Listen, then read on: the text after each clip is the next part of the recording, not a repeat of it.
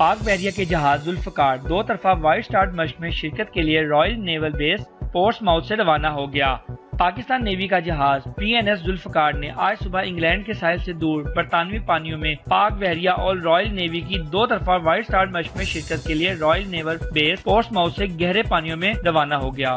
White start مشق کا مقصد مشترکہ سمندری مشقوں کا مظاہرہ کرتے ہوئے سمندری سیکیورٹی آپریشنز پر ایک دوسرے کے تجربات سے سبق حاصل کرنا ہے۔ اس مشق کے بعد پی این ایس ذوالفقار بحری جہاز اپنی اگلی منزل بالٹک بحریہ کی طرف روانہ ہوگا۔ پی این ایس ذوالفقار 2 دن پورٹس ماؤتھ پر رہا۔ برطانیہ میں پاکستان کے ہائی کمشنر معظم احمد خان نے بھی جہاز کا دورہ کیا اور اس دورے کے بارے میں بریفنگ حاصل کی۔ انہوں نے مشن کمانڈر اور جہاز کے عملے سے نیک خواہشات کا اظہار کیا۔ ہائی کمشنر نے امید ظاہر کی کہ اس طرح کے دوروں سے پاک برطانیہ کے دفاع، سلامتی اور سفارتی تعلقات کو مزید تقویت ملے گی۔